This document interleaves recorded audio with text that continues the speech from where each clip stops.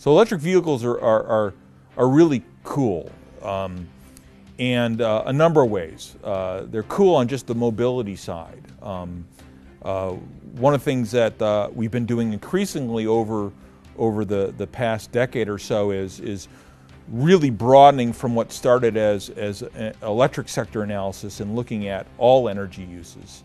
And this overlap between electric power and transportation energy is really a lot of fun, because we're looking at the dynamics of when and where people need to drive and who can use an electric vehicle, but also when they might charge it, and then how to design the system to address maybe some of the challenges of electric vehicles, but also the opportunities of electric vehicles. So one of the worst things and what scares the utilities is that everybody will have an electric vehicle, they'll get home and they'll plug it in and they'll start to charge their electric vehicle as soon as they get home.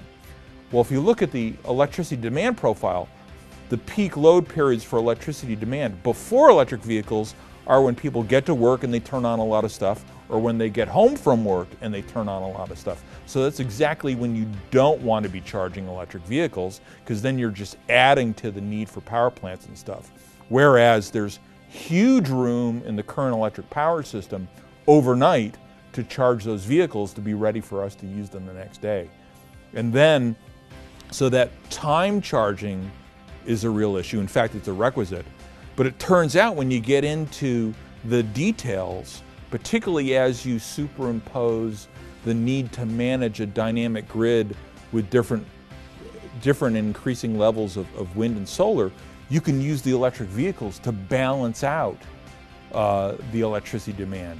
So if I have a forecast and I know it's going to be a windy night, and I know it's going to be windy in the early night hours instead of the later night hours, then I can essentially, that's the better time to charge my electric vehicles. And I can essentially shift the generation to the time when electricity is abundant, cheap, and cleaner. And so where all these things fit together is the big design space, not for the individual electric vehicle and sort of the basic charging, but actually how to co-evolve electric mobility with a clean and low carbon electric sector.